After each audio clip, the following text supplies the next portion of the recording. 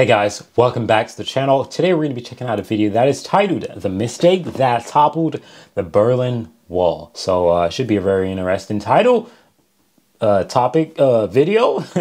Let's get right into this video, guys. Thank you for watching. And yeah, if you have any recommendation, feel free to leave those in the comment section down below, or click the link that will be provided in the comment section and add whatever videos you want to add to the playlist here on this channel, and I will try to react to that as soon as possible. However, the link for the original video will also be in the description of this video. So thank you for watching. Let's get right into this video, guys. If you know one thing about the fall of the Berlin Wall, it might be this. Mr. Gorbachev, tear down this wall. Or this. Or maybe... I've been looking for freedom. These moments were huge in unifying Berlin and undermining the physical symbol of a divided Europe during the Cold War. But they don't top this one. The last few minutes of an otherwise uneventful press conference on November 9th, 1989. Also Privatreisen nach dem Ausland können ohne Vorliegen von Voraussetzungen, Reiseanlässe und Verwandtschaftsverhältnisse beantragt werden. Das tritt nach meiner Kenntnis ist das sofort. Unverzüglich. It might not look like it, but this is the moment the Berlin Wall became obsolete, completely by mistake. What? After the Allied powers defeated Nazi Germany in World War II, they divided the country into 4 parts, each controlled by a separate power. These formed into 2 new countries in 1949, Democratic West Germany and Soviet-controlled Communist East Germany, officially named the German Democratic Republic, or GDR. Through the 1950s, West Germany prospered as a free society and industrious member of Europe, and hundreds of thousands of East Germans began emigrating west in search of new opportunities. To stem the tide, the GDR erected a barrier along the inner German border, separating the 2 countries with barbed wire, guarded checkpoints, and, in many places, defensive measures like landmines. But there was a loophole in Berlin, and it goes back to when the 4 Allied powers controlled Germany. You see, even though the German capital was well inside the Soviet zone, the Allies divided control of it equally to match the rest of the country, and when East and West Germany formed, so did East and West Berlin. Even as the inner German border fortified, Berlin had no physical barrier dividing it. East Germans could simply walk or take public transportation to the western part of the city and travel freely from there. The island of West Berlin had become the staging point for the free road to the west. This brain drain took a huge toll on East Germany's labor force. By 1961, more than 3.5 million East Germans, about 20% of their population, had fled to the West. 20%? The majority of which were young and well-educated. That's crazy, 20%. But the Berlin loophole closed on August 13th, 1961, when the city woke up to East German soldiers standing shoulder to shoulder along the invisible line dividing East and West Berlin. Unannounced, they began unrolling kilometers of barbed wire through the middle of the city. They were building the Berlin Wall. Brick by brick, until no contact but a friendly wave. Travel out of East Berlin became strictly regulated. No one could leave unless they met strict requirements, and those who didn't faced a nearly impassable barrier, complete with floodlights and guard towers, where armed border guards patrolled day and night, with orders to shoot and kill anyone trying to cross illegally. That's and so that's how sad. it remained for 28 years. But change came in late 1989. Soviet leader Mikhail Gorbachev had introduced social reforms meant to relax oppressive practices and open up discourse between people and government.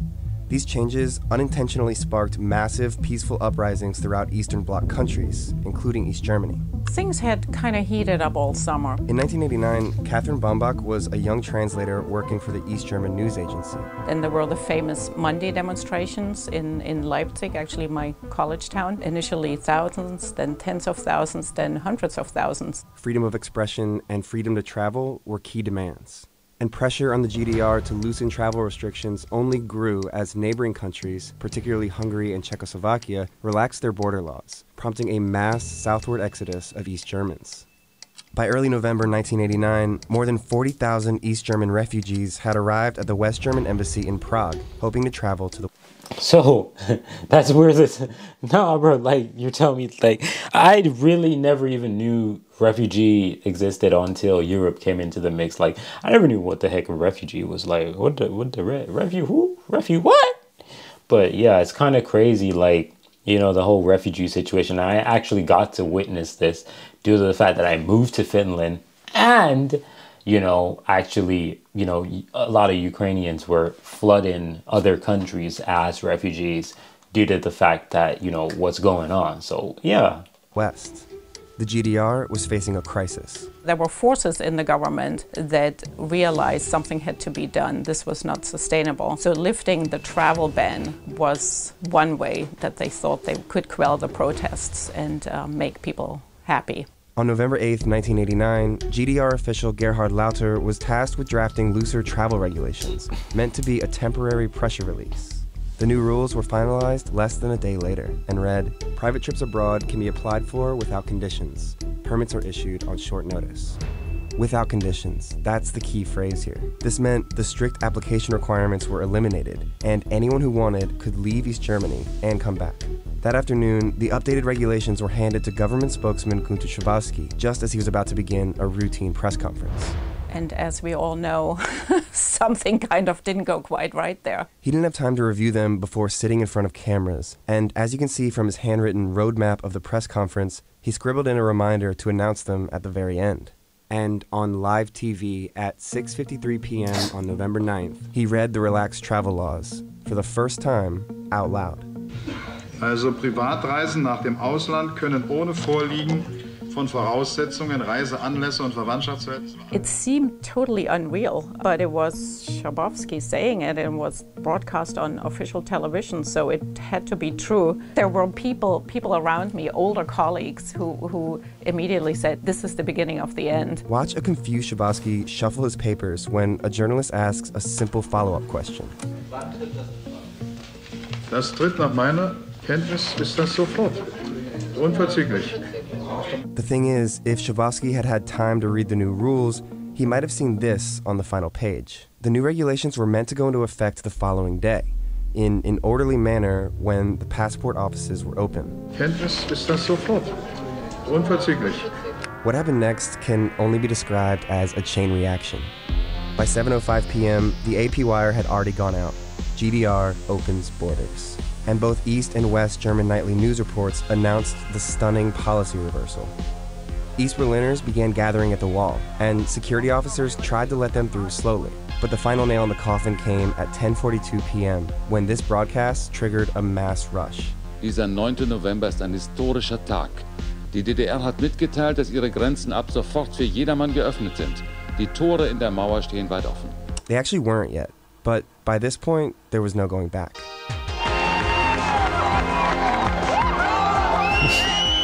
Tens of thousands of Berliners stormed the wall, saying they heard on the news that they could cross. The outnumbered East German border guards were completely overwhelmed. Somehow they hadn't gotten the message, or they didn't know what to do, or they were afraid. Well, who knows? But they basically opened the border and thousands of people streamed into West Berlin. Ich bin so happy. Ich habe so viele Freunde drüben und ich freue mich so, weil ich schwör's euch.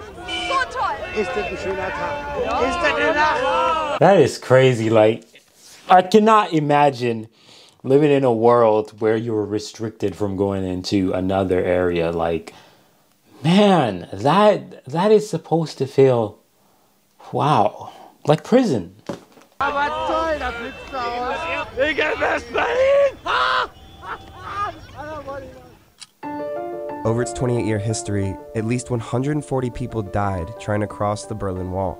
Wow. November 9th, plus unification a year later, was the most decisive event in my life. I basically went from one political system to another, and changes happened very quickly. And it happened unintentionally, the result of a rushed plan and a botched announcement, delivered in a small room at the end of a boring press conference. Kenntnis ist das sofort. Unverzüglich. That's crazy. That's crazy. Hey, I'm happy that, you know, I wasn't living in that situation, honestly. Crazy. Crazy. Y'all let me know what y'all think about this, and if any of you guys are watching this video who actually have folks who experienced this or experienced it yourself. I'd love to know about this, because I'm pretty sure there are a lot of Germans who are alive who actually experienced this. So let me know in the comment section down below. Thank you for watching. I'm out of here. Peace.